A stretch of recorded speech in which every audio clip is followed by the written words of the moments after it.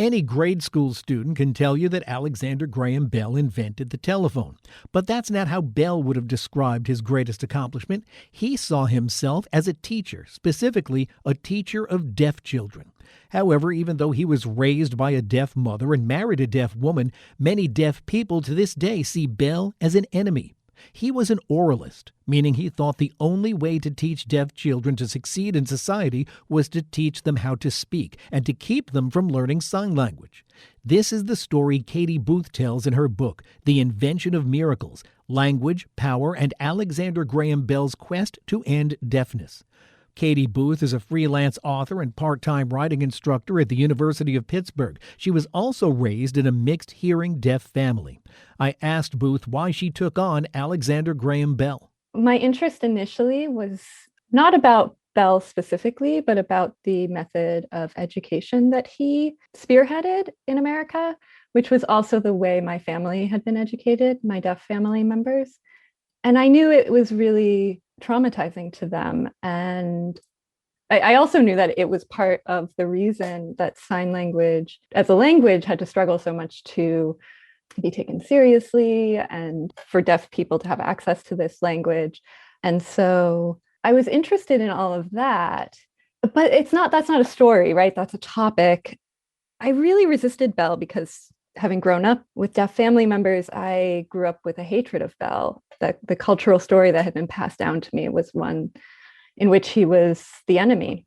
But the more I looked at his story, the more I realized that it was really complex and that it sort of contained all of the complexities of this method of education that I was curious about. And of course, the one thing you have in common with Bell is he also grew up in a deaf family with deaf family members. Yeah, yep. His mother was deaf and his wife was also deaf.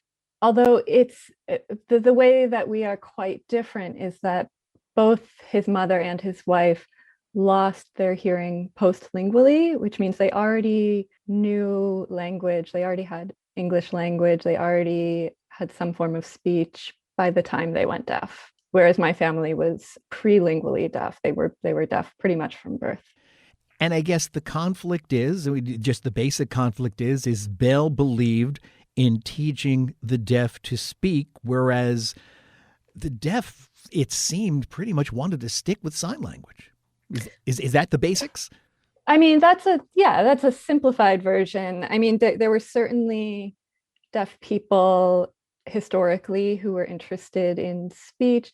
I also think it's not quite as much of a dichotomy as that. I think that people who were advocating for sign language-based educations, both then and now, are not in opposition to speech. They're not in opposition to technology that can help with hearing, but rather they just think that sign is an important support and that at times a critical way to expose deaf children to language.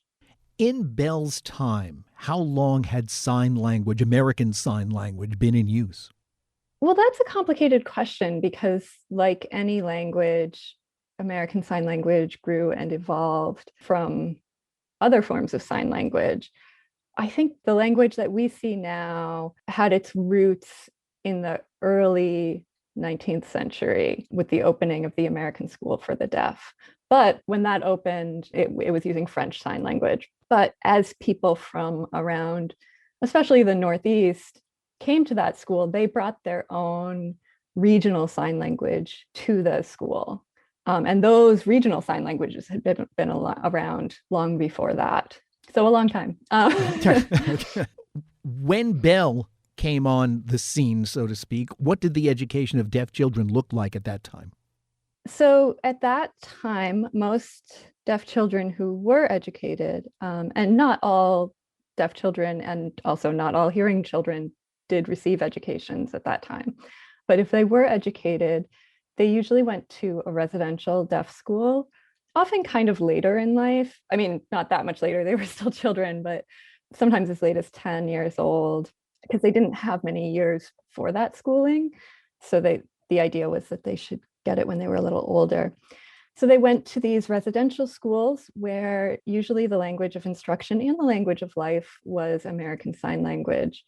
And they lived in community, not only with other deaf children, but also with deaf teachers, and deaf employees of the schools. And what that meant was that there were deaf role models in those schools, and they were constantly being exposed to deaf leadership, deaf adults, deaf teachers, deaf people to look up to, which was really important.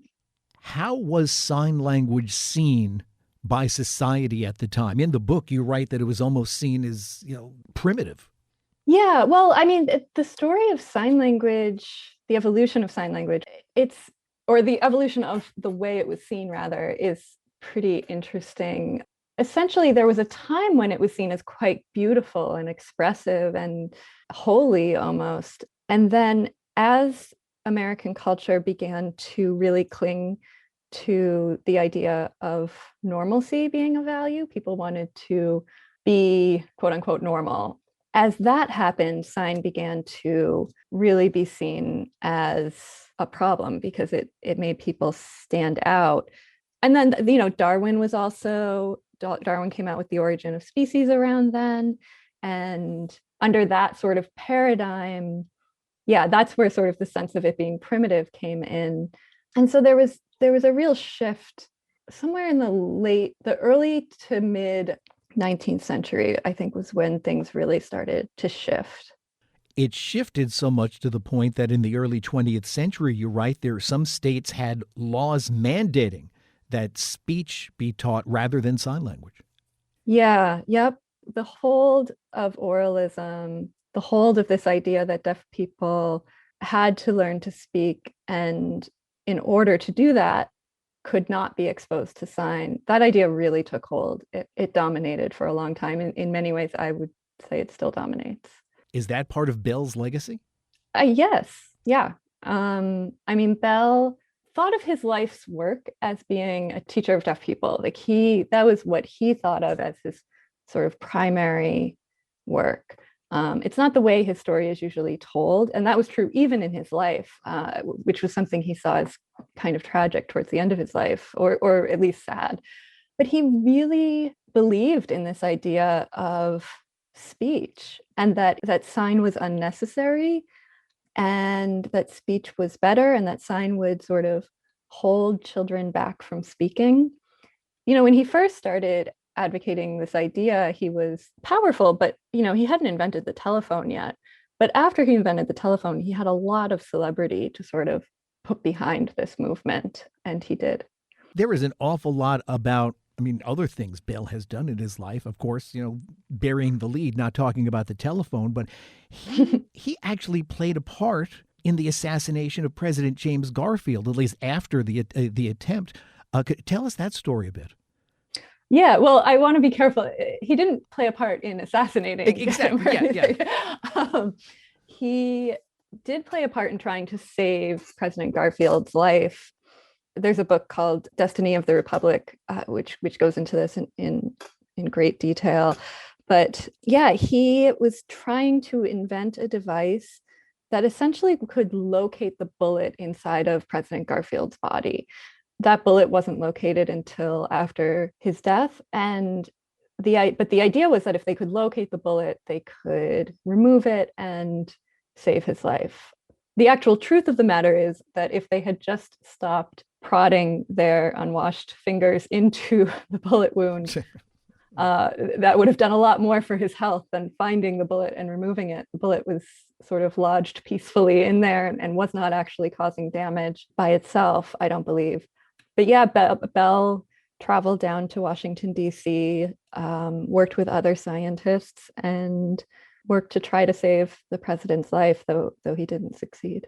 One of the places where he demonstrated the telephone was the Centennial Celebration, the World's Fair that went on for 1876. It appears he had a miserable time during that, didn't he? Yeah, Bell was funny. In some ways, he was a really good performer, and that was what so much of his success was based on, was, holding these performances in which he either displayed deaf students or the telephone or whatever. Those two things not being equal, of course, I should say. But at the centennial, he really didn't want to be involved.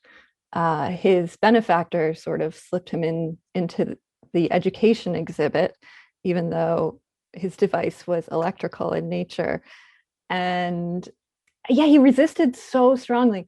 He actually, everybody else, everyone around him, his fiance really wanted him to go. His fiance's father, who was one of his benefactors, wanted him to go.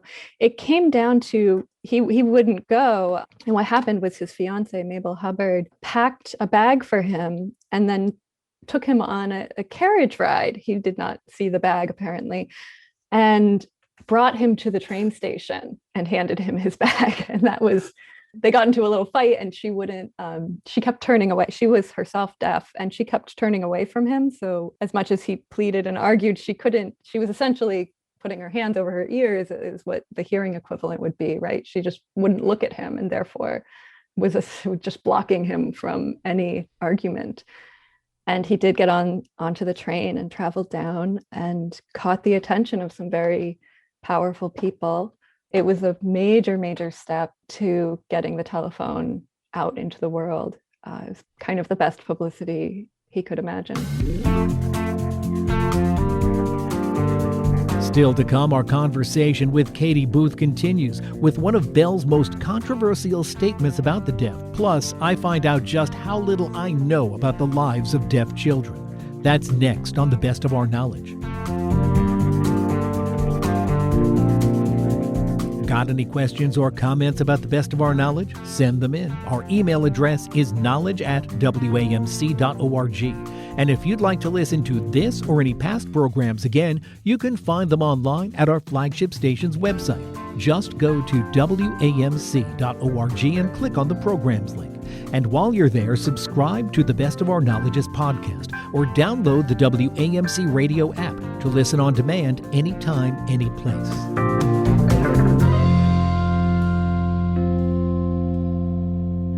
This is The Best of Our Knowledge. I'm Bob Barrett, and our guest today is Katie Booth, author of the new book called The Invention of Miracles, Language, Power, and Alexander Graham Bell's Quest to End Deafness.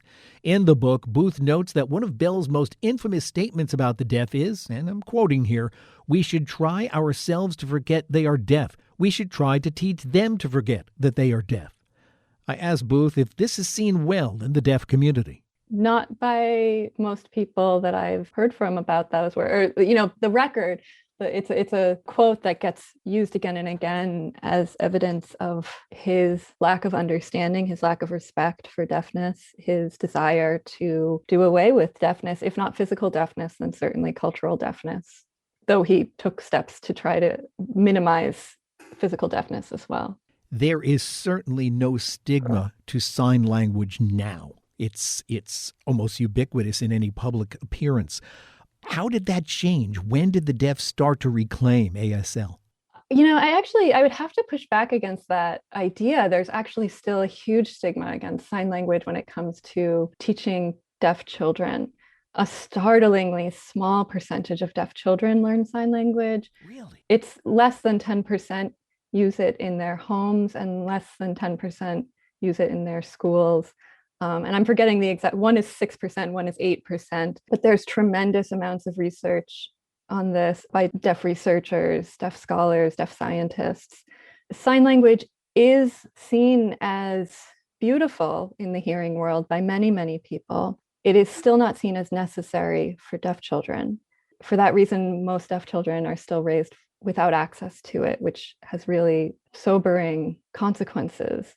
What I think is interesting, and this is not at all my idea, it's very much an idea that deaf people have been pointing out for, my whole life probably.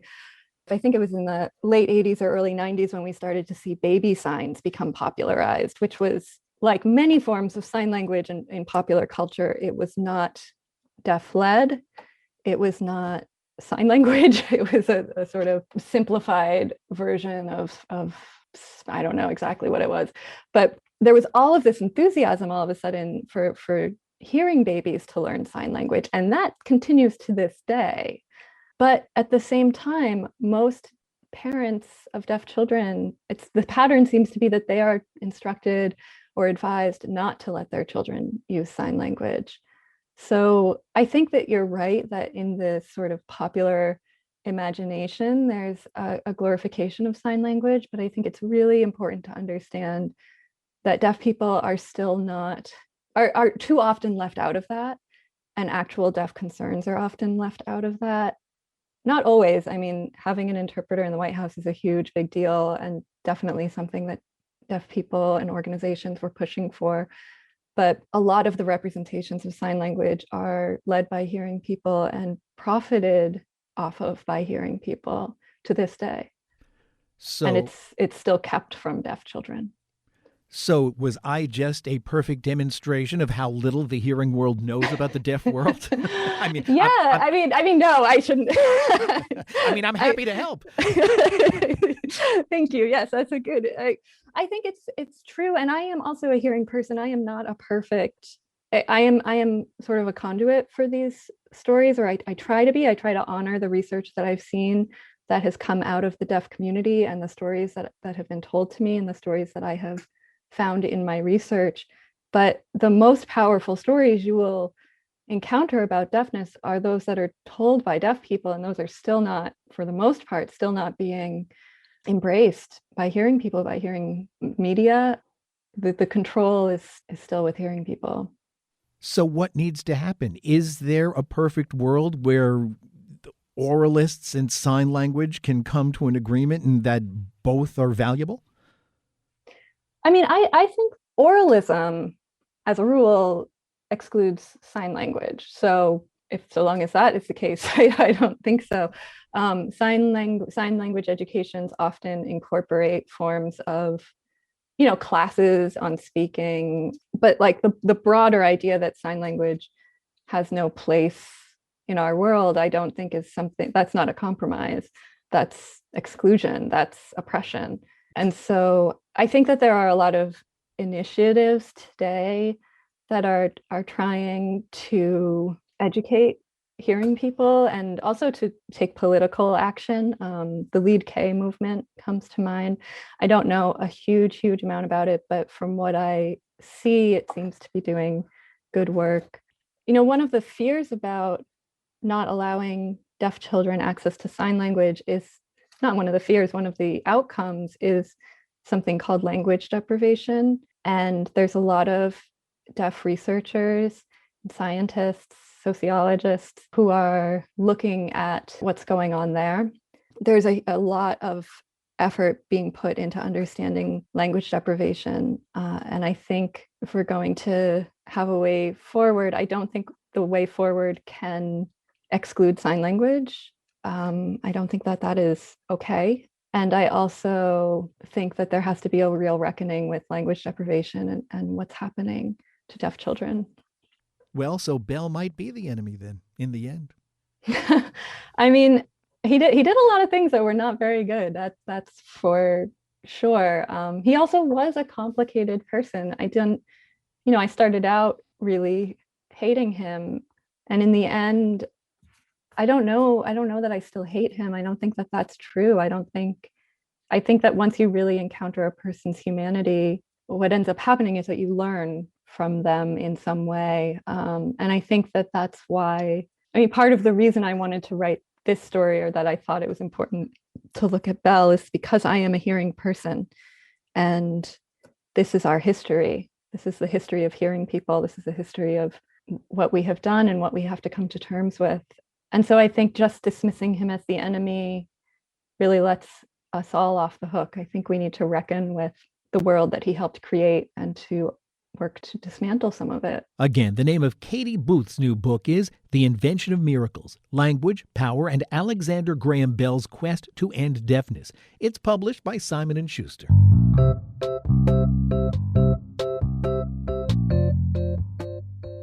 A group of female recruits completed Marine boot camp in San Diego this spring. It's the first time the Corps has trained women outside of Parris Island, South Carolina.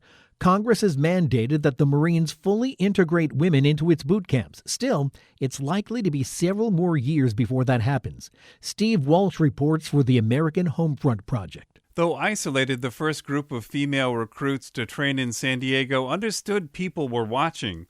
Some were cheering them on, while others were more negative, like Fox News host Tucker Carlson, who called efforts to accommodate female troops a mockery of the U.S. military.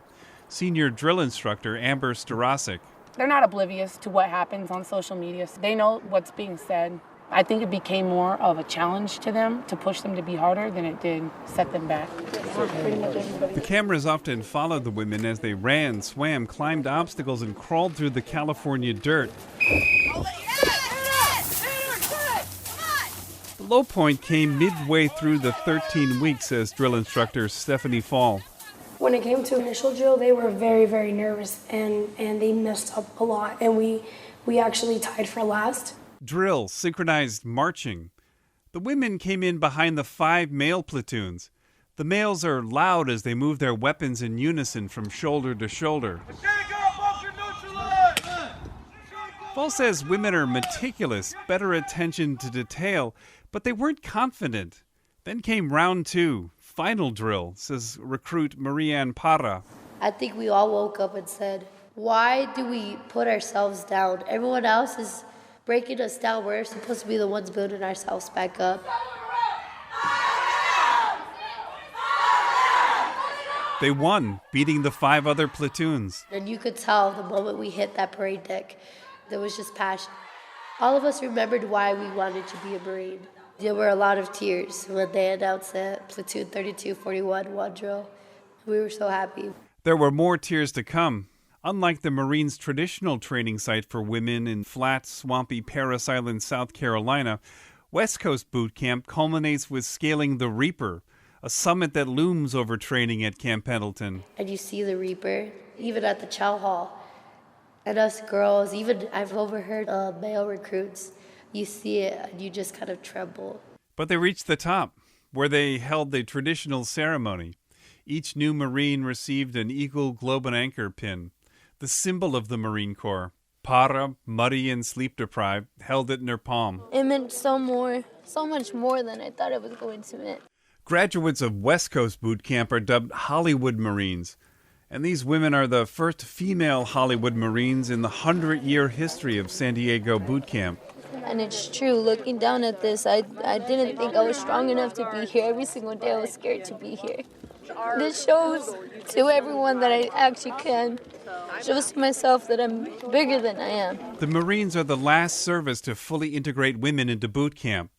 They are under a congressional mandate to open boot camp in San Diego to women, but the deadline is 2028. For now, another cycle of women isn't scheduled for San Diego. Senior drill instructor Starosik doesn't want it to end. We're on a high right now, and I think the perfect thing for this high would be to continue pushing forward. They can do everything that is done out here. They prove that pretty thoroughly, that yes, they can, and actually they can do it really well.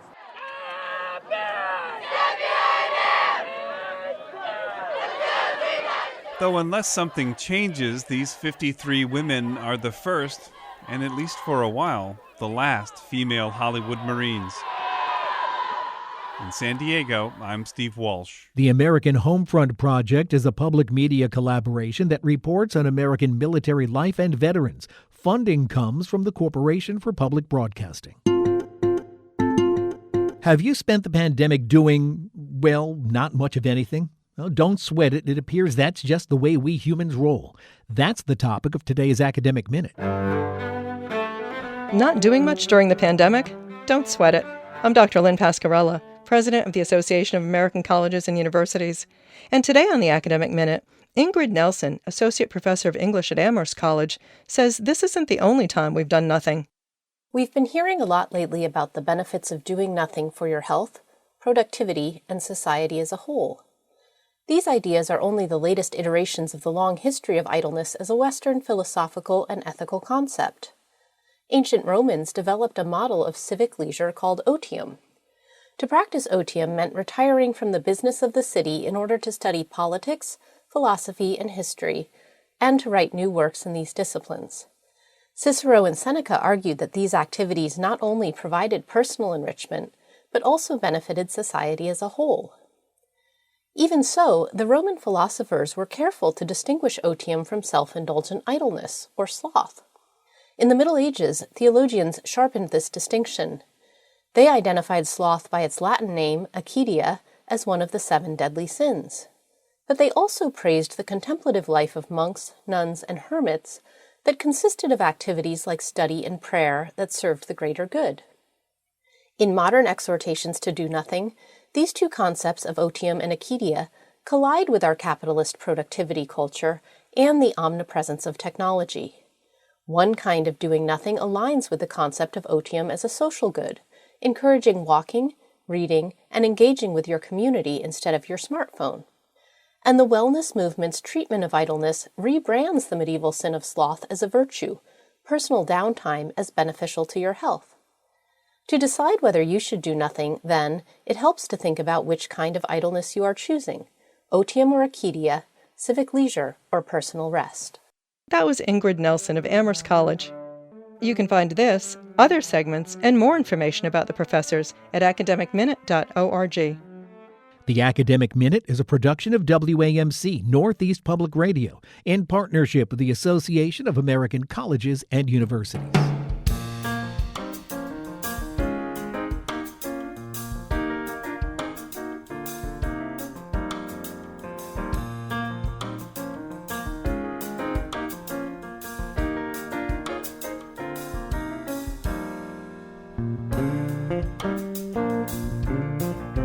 That's all the time we have for this week's program. If you'd like to listen again, join us online at our flagship station's website. Go to WAMC.org and click on the programs link. While you're there, subscribe to our podcast or any of the other WAMC or National Productions podcasts. And if you have any questions or comments about the program, send them in. Our email address is knowledge@WAMC.org, and you can find us on Twitter at TBOOKnowledge. I'm Bob Barrett. Be sure to join us next time for another edition of The Best of Our Knowledge. Bob Barrett is producer of The Best of Our Knowledge. Dr. Alan Chartock is executive producer. The Best of Our Knowledge is a production of WAMC Radio's National Productions, which is solely responsible for its content. Hear more at WAMC.org.